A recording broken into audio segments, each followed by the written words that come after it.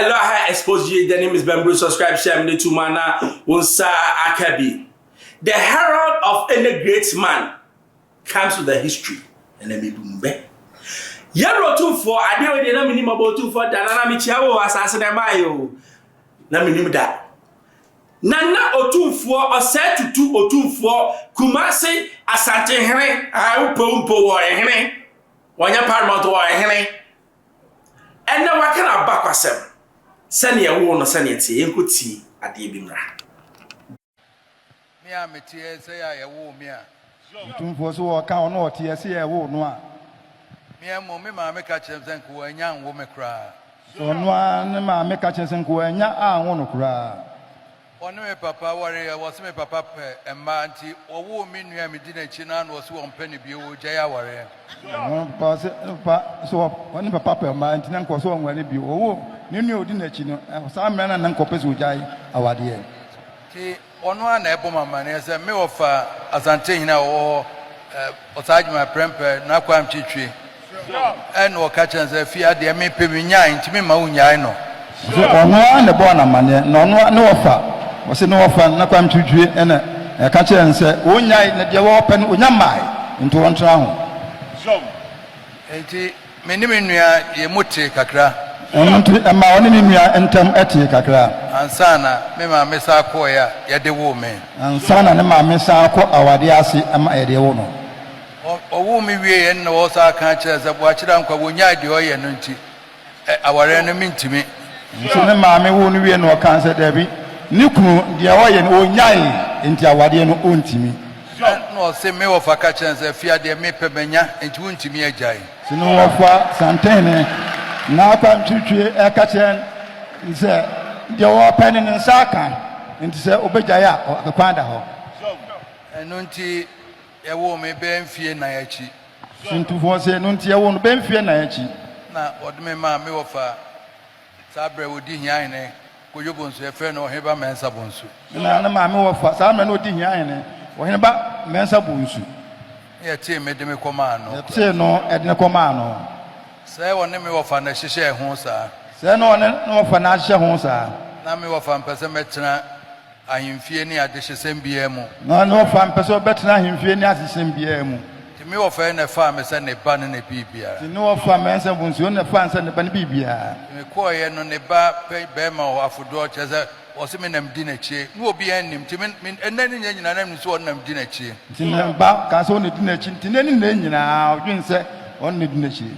The honor me call ya mine what me call division school here me the honor quarter or 13 not new school na near my member menshia cry and person me hunu ho menshia cry not no from person or ba on person be hunu ho me o woman no be fie wash town no ma but say o besra ne nua bema se ne ma me oba fie o ash town oba so oba besra ne nua o hin ba hia hene wo ho na over na Asantehene de ne ka besio ni afro se bra be 7 no bra ne be 7 no so oba no abuza akwala ne hote sen wonka hwe ntimi nso mi ni no no for Asantehene oba wo ne ka besio se nya afre no bra ne be 7 no akwala ne hote sen won so de no onim no enum ara na division school ewie ya ye ko secondary school so enum ara na division school ewie na to so be ko secondary school me of an me akọ sign who am ya prospectus Premper College ya me prospectus nyina dia ma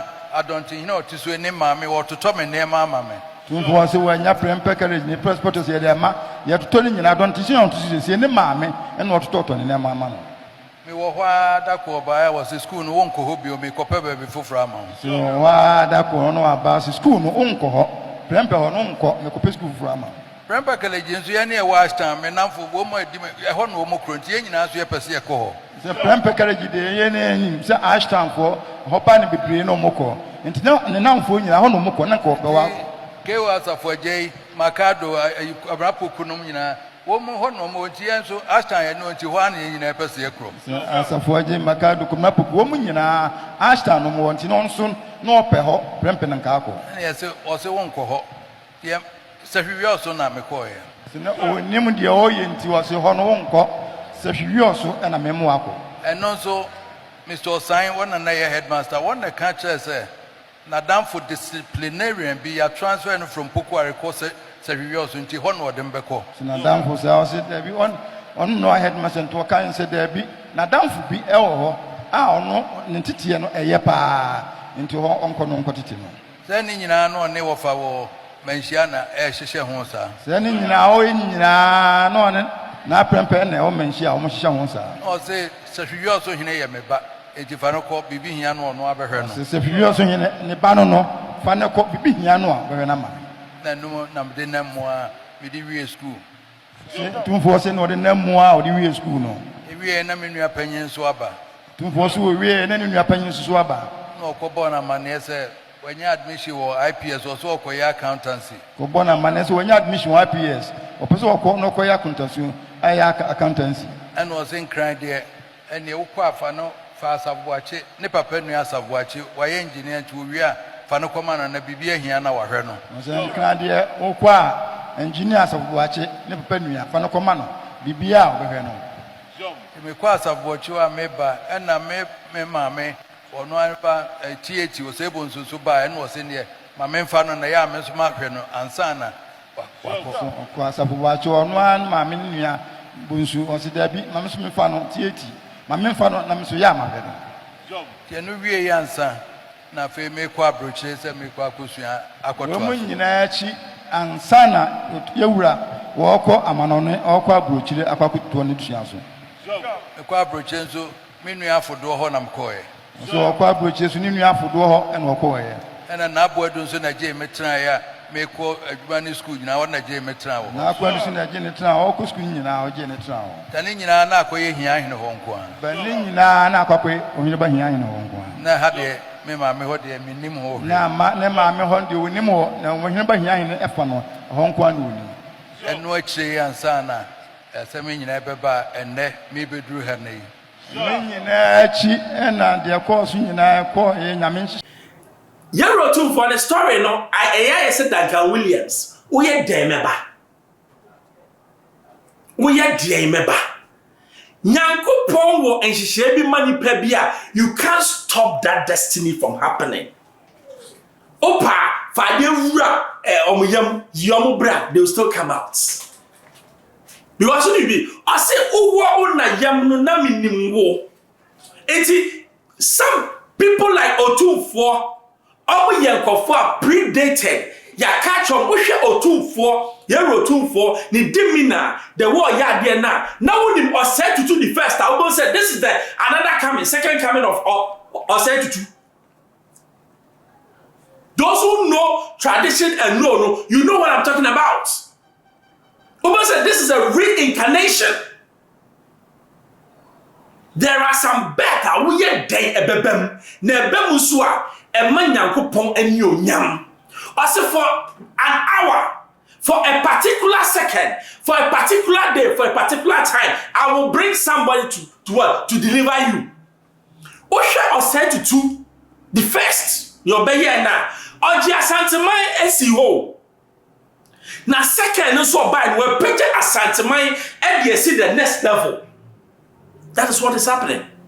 Ejumani bi o ma wo ba wo wie e se sando bana baby eno na yero Osei Tutu the second wa ba all toa first no so no wonti ase amaka ewukuwa ekwapem omo madoma hene warning wo mo si wonja nsem kwa na wo ji no petumi o meche ntumi yenkwati ekwapem for ombu afu abra yo anka se meka twi ese meka chirepon na so tiame agunsa wo chirepon mu dada asama mebe kan eye ni bresam ewa ukugwa asama meka ne se okonfa noche eye ukugwa okonfa noche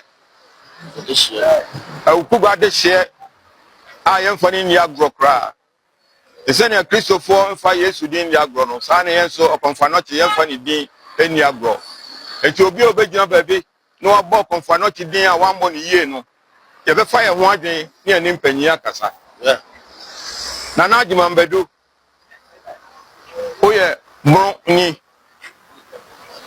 oye doma hene ote doma kasa wo kasa no adoso wakasa ma fedie abeto okonfa noche eni te ye be kiro okonfa noche na se ni a kiro ni a wo betumi akodu nana adwuma mbedo enye se emema ni ba bia wo wakasa bebre wakasa ma se die o ya atutu bi amane yen aye okugafo ya kiro so okonfa noche no ni awaye bia no eye no kre ye di kan pese e kiro se amamre ene ejapade wo ha e wo okonfa noche din mu no o ma ha o mehu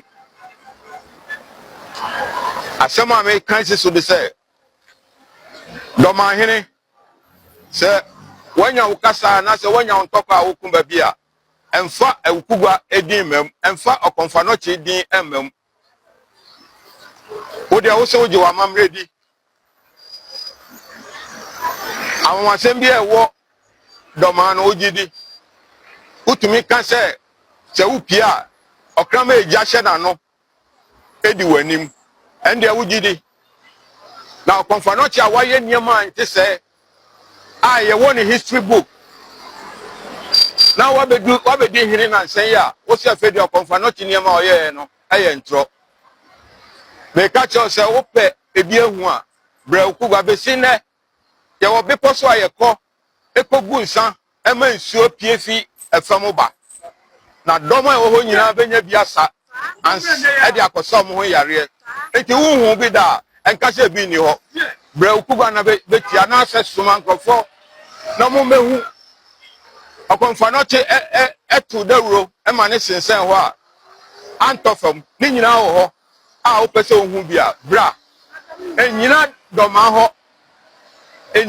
ho ni memasam bre okugwa na be kaseti okonfa noche na fi ye kiro ya ebetunya ye na obi akra de anyama yi se akwasi awua wo ye sofo na utumi keka nsam a ensese osofo kra ka utumi bue wa no se nipa bi ye mpramba na wo unim babi a wo fi na maka ni nyina enya bi wo unim babi a wo fi osofo kwasi awua unim babi a wo fi wahwe wase fo awie ena wo beka obi de na wo de no kra de ye no beka ho asem akire se utumi tutu nsam bia atwene de a ye pese ye betutu amane ye ho esanse ye betu bia to bia amamba bada ukugwa de ye buade ene ye bu ye ho enti ukugwa mpanyifo enyina bonten enkasa kasa hu ukugwa hene bia ni ho a obegina bonten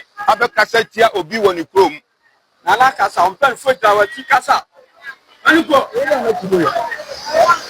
ukugwa ha ye wasranfo ha ye waduanafo ha obi ani ho a na no betra akọ obi kroso eni tie na ye kasa tie akire na na agima mbedi se wo pese enkwara na se wo pese nkrofo bu a ese wo bu hu dikan no ese wo bu hu dikan se die wakasa bebre amana bedu okonfa noche so ye baba ya mamre bebre e wo sansensem na amuguso keka wo Ghana ha no ye be kire mu se okugwa no enye baby ketwa okugwa yo mante ase okugwa te ho dada ansana nkro bebre bae obehwe kra no na da ma ho no okugwa fi ase no na mo mfi ase no ente etiatia ye ka kire wo na na agima bedu aye do ma hene se sa asem na wakoka no se okonfa noche anye aye sikagwa kofi emfre soro no obo hu muso esansan bi wo ha oka na wo te nkwanda so ya di si ha aka kire Ghana man nyina se obi ani ni fi asem na najima bedo wo abakosem wo kroma ka wo de enkoka obi a wo na abakosem no unim ho hwe wako school wo ya humanimfo ye nim se nyansa nko na adwenko de na nke to ni enim se wo ni nyina bi na wakasa esanse wako school kasa yes na wakasa wo fie na wan tra bonte amma esanse ye ni abriye pa okonfa noche no obi odi ni din be di agro no ye ni be di ni pepepe na yɛn so deɛ yɛkasa anya sɛ yɛtwituo anaasɛ yɛtwe nsekan na mo yɛne yɛn nananom bɛkasa na mo ambɛhu nsɛnkyerɛnne yɛbɛsi hwɛ ne wante wo nkwanda so hwɛ ne wano ama wankɔte wo nkwanda so ɛsiane sɛ nea woyɛ no wokeka kɔ hɔ yɛyɛ amammerɛ na yɛde akyerɛ wo akasa akyerɛ wo sɛ bra wo ho ase sɛsɛ ahennie no ɛnyɛ tetedeɛ no a ɛsɛ sɛ kyenkyena obi bu wo ɛsɛ wo bu ɔmanfoɔ no na ɔmanfoɔ nso de obuo ma wo ya no wobɛsi ha na dɔmahene hwɛ ne yie na wankasa ntia ɔkɔmfa nɔkye bio ne ɔkɔmfa nɔkye ayɛ nyinaa yɛ nokorɛ ɔkɔmfa nɔkye ayɛ nyinaa yɛ nokorɛ ɔware boɔ no lɛsi ha yi ɔde ne nan ne tutu mu kɛkɛ boɔ sɛ wo adwuma bɛdu wobɛtumi de wo na atutu ɛboɔ mu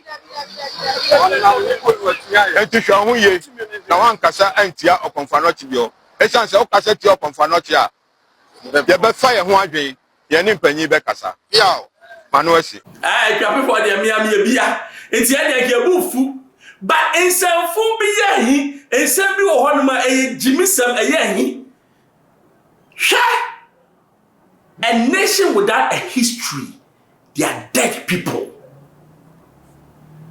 Why do you think say Israelites are so proud of their history, of their culture, who they are?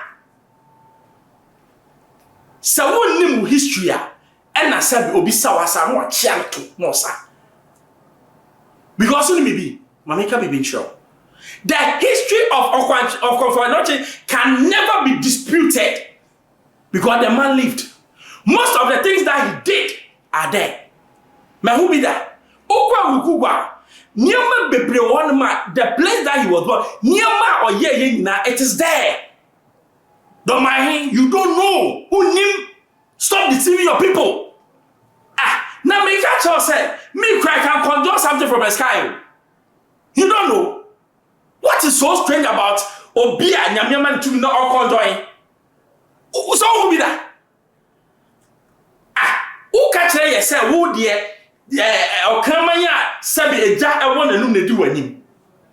Now Obedia or conjoin dear, you are doubting it. To the extent say, ultimate car say, your friends say, I so kudano. Hey, Yano, Yansheni. One shade can be yanka. There are things that you don't speak against, and there are things that when you speak against, it will come back and hit you hard, and one shot to the next 10 generations, so you will suffer. So let's be careful. Sikaga, your commander, Ujidio, when Jindio, and you will lie. Apart from Sikaga, Konfanochi Yenyama Bebria Sabe Ewoho. We should be proud of as people. Because we are in a country as we have diverse ideas. Although I'm a Christian, I also understand. Said there comes a time when Nyankopon or use other things to do what he wants. Nyankopon Bible name say, I am the chief of all demons. At a point in time, King Solomon, Nyame man ringa sabi no to me some of the 7 great princes of hell. No more be seen in the temple man. Who are you to challenge God? We should be careful, especially don my hand. Nyamana wo de bagana no enye nyansasam. Na enye nyansasam ma make sure nia ose tutu oye. Yen kombra. Ashanti has been such a big blessing to Ghana. Such a big blessing to Ghana. And you look at the encouragement we have all received where, what is the name? Various languages are receiving the Bible translated into their language. Like recently they just produced the New Testament in Frafra language. But before then, Akan language has been there for many years, and the tree preaching. And you know, there is something about this region, and that has to do with the prophetic anointing. You know, we are doing apostolic and prophetic, and for some reason you don't know why a lot of prophets originated from Ashanti. So So one day some people were complaining, why is it that all the prophets are coming from Ashanti? I said you should rather go to the Bible and ask, why were all the priests from the tribe of Levi? God could have chosen them from Judah, he could have chosen them from Dan, he could have chosen them from Gad, but he just chose one tribe. And that's because many times when God is choosing, we normally want to pretend that God does not consult your past and he doesn't consult your origin before he chooses you. But there are times he does. There is something about this place, this region. And God just decided, you know what? I want this particular gift to come from this area. I remember there were years ago. This is what we call development. And yes, big. And then history. We don't need history. History. And then area. OC schools.